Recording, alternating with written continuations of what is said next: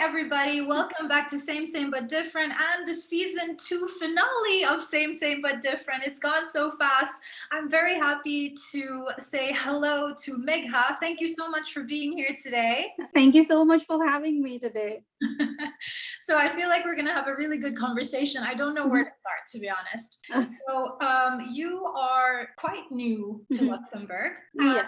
You have an interesting background. So you are Indian, but you've lived abroad before. Yeah. So where have you lived?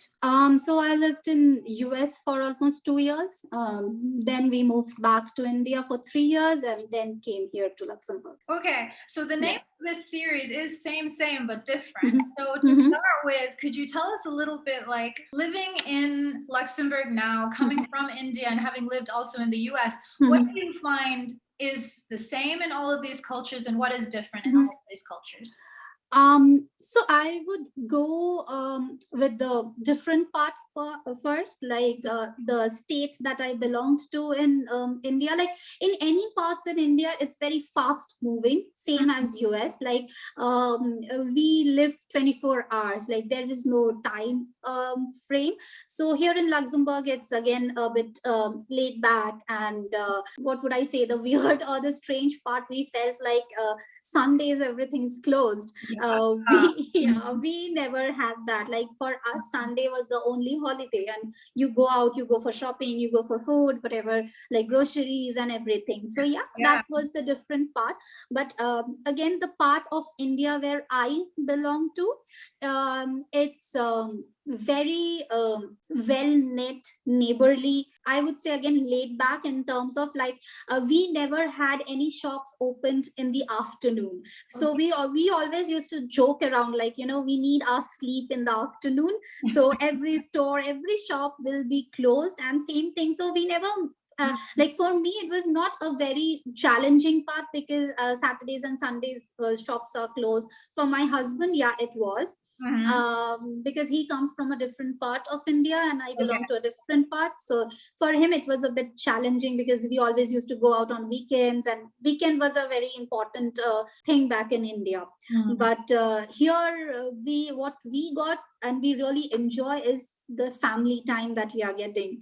In India, it was like, we are rushing 24/7. We do not know what to do after a point of time, because we were working, like it was like crazy. And the most common thing that I get here is like the neighborly thing. Like we recently moved to a new apartment here, and the neighbors have been great. And same thing back in India, like, we all knew our neighbors while growing up. We were like a big part of the family. Like that gives you a great community feeling. Sure, especially when you are new in a country. Yes, and then when there is a language barrier, you do not understand. And the lovely thing that we realize, like, people do try at least, to talk to English, at least even think the words in English, and that gives us that so much of gratitude. Like they're even trying, like that's not their first language. They why should they even try to communicate with us? But they really do, and that gives us like very nice and humble feeling. That's very nice, definitely. And what pieces of Indian culture do you feel you brought with you here to Luxembourg? Honestly, like the part, like India is a vast country, so so every human being like has their different cultures. So what we brought is like the food, like every like at least Monday to Friday, we have like the Indian food that has been like cooked in our house like for generations. So that we cannot go beyond that. Like the main important thing is rice. We cannot live without rice. So that's one thing. And like being such a small country, yet you have Durga Puja in here in Luxembourg, and that like we have 10 days of puja, but we generally celebrate 5 days. So those 5 days, like last year was our first here in Luxembourg, and though the COVID times and everything, but we really enjoyed that. Wearing new clothes, because that's the part of our, that you have to have new clothes those 5 days. And I think nowadays it's become more international here, where at least I know they have at least 2 Indian stores Yeah, those are actually Nepali stores, but they keep everything which is catered to our, because we have very similar cuisine. Like if you eat, almost everything is very similar.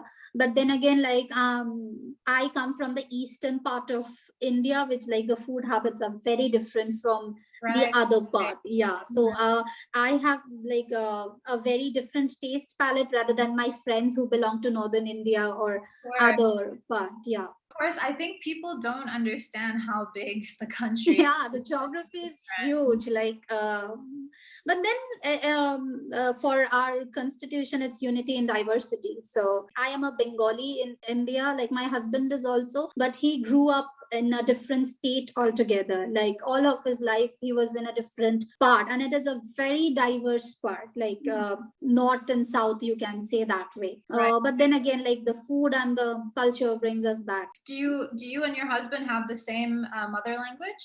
Yes, we do have, but he also speaks various other languages. In my own language, we have several other dialects or several other way of speaking, and that again, like my husband's family speak in a different way, my family speaks in a different way. But but everybody understands one another? Yes, absolutely. But in the older generation have a very thick accent, because my family came from a different country altogether. My grandparents immigrated to India.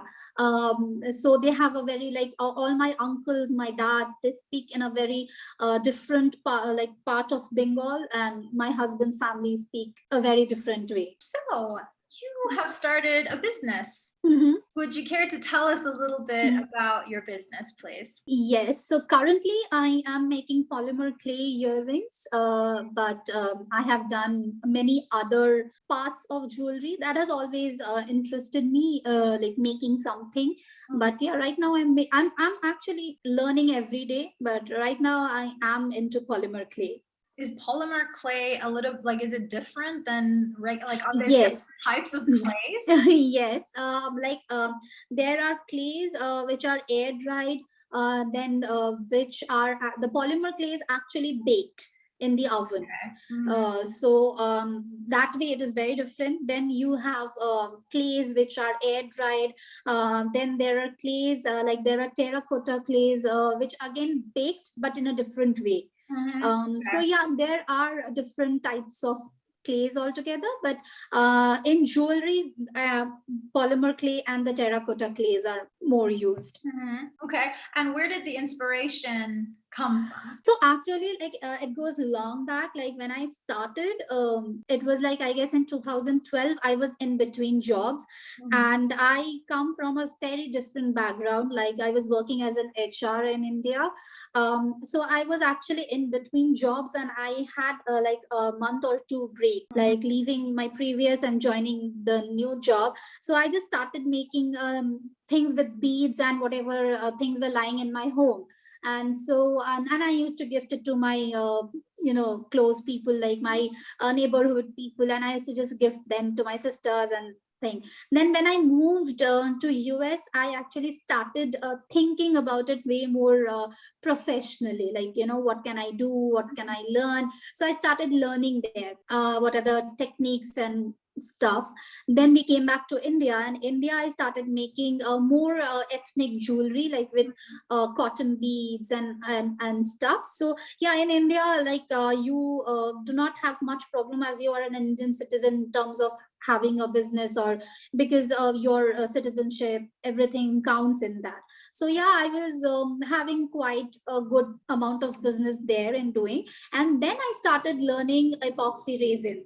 So it's a very different category, like when you mix two parts of chemicals and in a mold, and you add your flowers or any other charms in that thing. Okay. Yeah, and then you bake it. You don't bake it, you keep it it for hardening, but that process was very tedious. Like, you have to spend like 24 hours to harden that particular thing. And in case like the mixture, the ratio goes wrong, it will not harden, and it's like a messier process. So and it's a bit of health hazard as well. Like, you have to wear masks and stuff because it was chemical. So I did that, but then again, the materials cost so much, and when you charge like for a very small earring in your currency a bigger amount, it do not get you that audience level, because people will not buy something which is like, a smaller earring with like take for example, I'm charging like 50 euro for a very small earring. People will not buy them. So in that, I was like getting very little clients, or people who are even liking those things. But like instead, people were more into my ethnic jewelry process. They were more into those things. When I moved here in Luxembourg, I thought, no, I need to go it a professional way.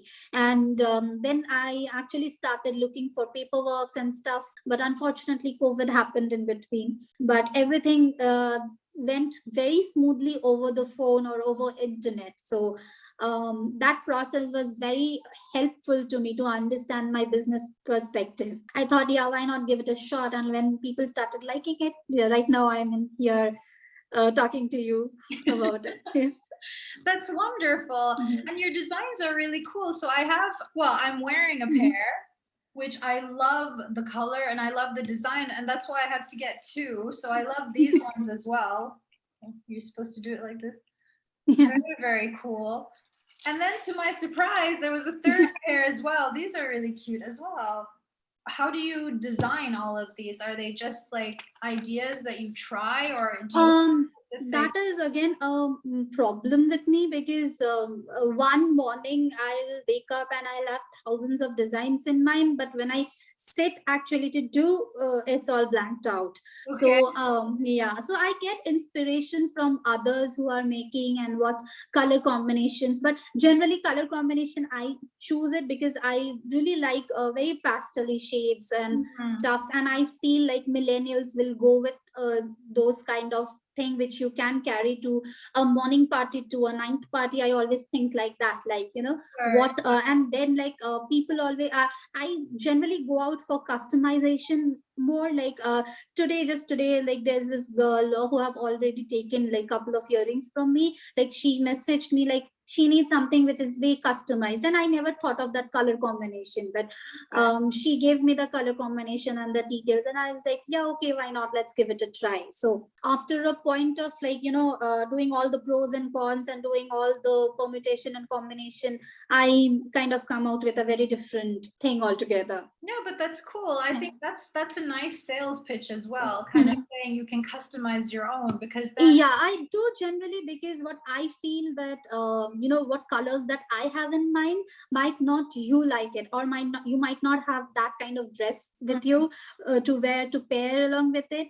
I always think like, okay, what colors will go with my skin tone, or what would go. So I always keep those things in mind. That's why if you go to my Etsy page, it will be only one or two pieces of a particular earring. I do not restock as often, so that you have your own customized pair, and no one, like at least one. I generally keep two of it, but mostly it will be one piece in my store. What have you experienced as to be like a hard part of starting a business? So the hard part was the communication, because here it is, but I do not blame that to anyone, because it's always like I speak English, I do not speak French or Luxembourgish or German. So there was a communication gap. But then when I realized, like it was a communication gap from my end, like I actually assumed something and they actually thought something. So there was a time gap between like filing for my paperwork. But then when I realized that, it was like smooth sailing. You have to go for webinars, and you have to understand what's going on. But then when you really go like dive deep into that process, it's not that hard. when COVID hit, like I needed to get some documents back from my country, like from my immigration. And that took me 3 months to get here, just a paper. Again, COVID, and people will say like, yeah, right now we are not doing this, we are not doing that. So yes, I had to get that paper, and that the problem was like it was valid only for 6 months. So within 6 months, I had to do everything. Yeah, that puts some extra pressure in the whole Yeah, process. yeah, because when you are starting a very small thing and from scratch, you always think back in your mind, what if it does not work out for you? What if it's not happening as, because first couple of months I didn't had any sales, like I didn't had any what should I say, a getaway or promotion going on. It was just blank. My page was sitting there doing nothing. And then when one day there was this girl who reached out to me through TikTok, and I was like, oh my god, like that's like That's so the joy. special. Yeah, of Yeah, and course. I actually, honestly, I have kept that screenshot.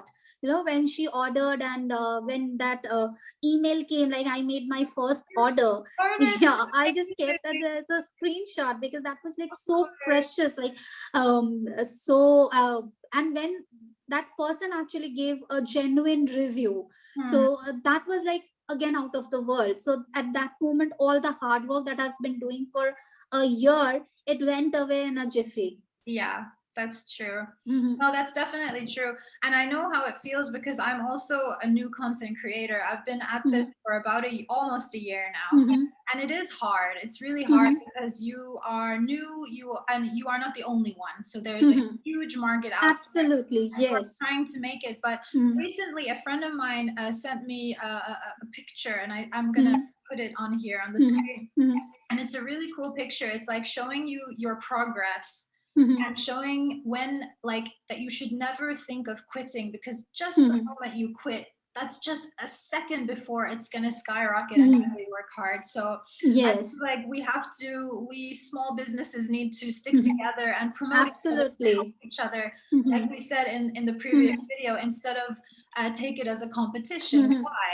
Well, If exactly, like why not going in a civilized manner and help each other out? and be happy for each other, Yeah, because I'm just absolutely. happy Yeah. if you make it Mm-hmm. in the business, Mm-hmm. because you make beautiful Mm-hmm. stuff, and why shouldn't I want you to Mm-hmm. succeed? I don't understand Yeah. that. So I wish you all the best of luck. How can people help? Like we always say, support Mm-hmm. local businesses, support new businesses. Mm-hmm. How can we help? For me, it's just go through my page and see the products. Like, if you have, like, for me, if you have any questions, like, you can reach out to me any point of time. That it will be great if you just go through my page and or go through my Instagram or TikTok account to see what I'm creating. That will give me the boost that I will need, because every day is not the same. One day you'll get like so hyped up and you will create so many things, and you will have thousands of sales and whatever, like you will be very happy. The next day it will be as slow as, as slow and dull. So yeah, just to give it a boost, like go through the pages and check out what things I make, and if I can come to any help of yours, I'll be at your disposal. That's so sweet. So you have your store is on Etsy, so that's where Yeah. people can order from. But you are also Mhm. on Instagram and on TikTok. Yeah. We are definitely going to Yeah. put the links down below. Mhm. Guys, really go check it out. It's really cute stuff. So Megha, thank you so much for being here. It was a pleasure talking to you, and I wish you Same the here. best of luck with your business. And I wish you the same for your amazing channel. Like, I watched all the videos that you had in YouTube. Like, You're I so went sweet. in one go. Like, let me watch Oh, wow. everything at one go. Thank you so much. That's so Yeah. sweet. It really means a lot. And I really loved your last interview. I guess it was with Ivan. I really enjoyed it. Like, I was talking to my husband about it yesterday, and I just watched everything at a go. Oh, wow. Thank you. That really means the world to me. And I'm very happy that we connected. Yeah, absolutely. Me too. So thank you so much. And guys, thank you for another season. I can't believe it's over already, but season 3 will be on its way. Thank you for watching. Please hit the subscribe button and then go and follow Megha everywhere on all her links. Thank you. Thank you so much. And have a good evening. Bye.